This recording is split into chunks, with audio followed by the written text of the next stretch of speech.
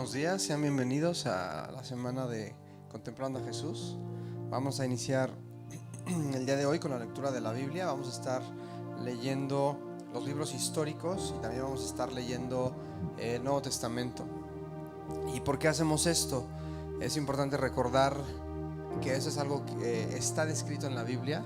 El rey Josías, en 2 de Reyes 22-23, podemos ver que llega el rey Josías y una de las primeras reformas políticas que establece en su gobierno es a través de empezar a leer la Biblia, empezar a leer lo que en ese momento tenían, que era la ley del pacto.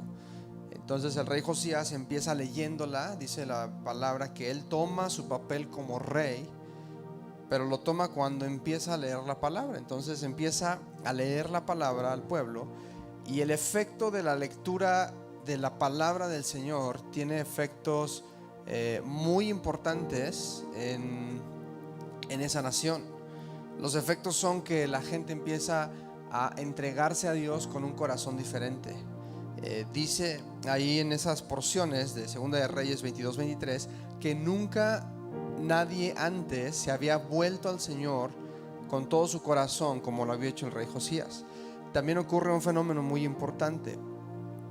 Después de que el rey Josías lee la ley del pacto, celebran la Pascua, y dice que nunca habían celebrado, nunca se había visto tal Pascua desde el tiempo de los jueces. Jamás se había celebrado una Pascua con tanto fervor, con tanto entendimiento, con tanta entrega. Entonces estos son unos de los efectos de que el rey Josías pone la iniciativa de leer la palabra. Otro ejemplo lo podemos ver en Nehemías. Nehemías es un hombre que se enfoca en reconstruir el templo, pero para poder reconstruir esta estructura física, primero el pueblo tenía que tener una infraestructura espiritual para saber lo que estaban haciendo. Entonces este Nehemías establece también la lectura de la palabra y el estudio con todo el pueblo. Y tú puedes leer en Nehemías 8, en Nehemías 9, diferentes dinámicas de cómo leían la palabra. Una de las maneras es que congregaban a todos, y dice ahí que todos los niños que tenían edad suficiente para entender, probablemente desde los 5 años, 6 años, que es cuando la estructura psicológica de los niños cambia de fantasía a empezar con el pensamiento más abstracto, más concreto. Probablemente pueden haber sido esas edades, pero reunían a los niños. Ahí dice que tenían capacidad para entender. Y Nehemías lee la palabra. En otras ocasiones juntaba nada más a los ancianos, en otras ocasiones juntaba nada más a los que fueran 100% israelitas. Pero el efecto de esto es que le concedió al pueblo el entendimiento de poder participar con los planes de Dios, de no hacer su propia visión, de no hacer cosas que les parecieran buenas y legítimas y nobles, sino que pudieron entender el corazón de Dios y enfocarse con mayor fervor y entrega en la edificación del templo, que era crucial el templo en su sistema de gobierno, un gobierno teócrata. Entonces estos son dos ejemplos en los que tú y yo podemos leer. Más adelante otro ejemplo muy claro está en Hechos 6 verso 4, donde los discípulos se dedicaban a la oración y al ministerio de la palabra continuamente, se entregaban a eso. Y tú y yo podemos leer el gran avivamiento que existe en el libro de los Hechos a consecuencia de un equipo bien enfocado en la lectura y en la oración. Entonces lo que vamos a hacer esta mañana, lo que vamos a empezar a hacer estos 2 días, es que vamos a leer porciones considerables de la Biblia. En esta ocasión escogimos los libros históricos porque queremos alinear nuestra historia con la línea de tiempo del Señor. Lo que estamos viviendo de manera personal y como cuerpo de Cristo no es otra época, otra historia. Está íntimamente relacionado con la historia que habla la Biblia. Somos continuación de lo que ocurre en la Biblia, en el Antiguo Testamento. Nuestra vida tiene todo que ver con los propósitos de Dios escritos desde tiempos antiguos. Entonces vamos a leer los libros históricos para animarnos un poquito, para conectarnos con la historia de Dios, porque su historia es la nuestra y la nuestra es la historia que Dios está escribiendo. Y después de esto vamos a pasarnos al Nuevo Testamento. Vamos a leer las epístolas y Apocalipsis, y creo que va a ser un tiempo muy bueno. Así que pues vamos a empezar, ¿les parece bien? Señor, te damos gracias por tu palabra.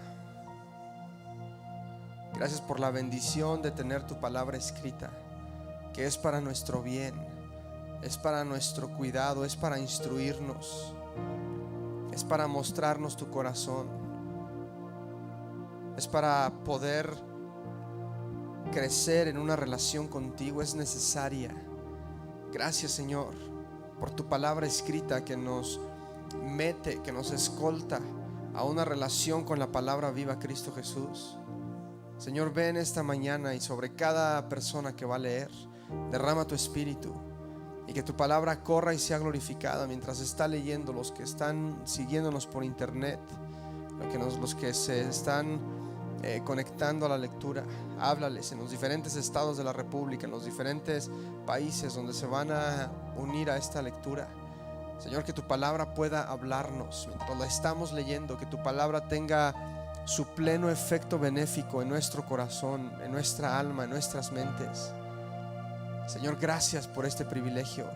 Sabemos que esto que vamos a hacer de estar leyendo tu palabra es muy santo para ti, es muy personal. Señor, mientras leemos tu palabra, visítanos, aún empieza a sanar enfermos, empieza a liberar cautivos.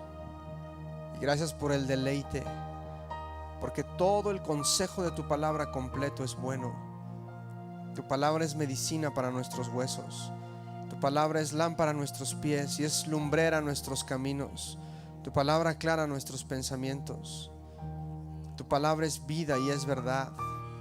Tu palabra es más dulce que la miel.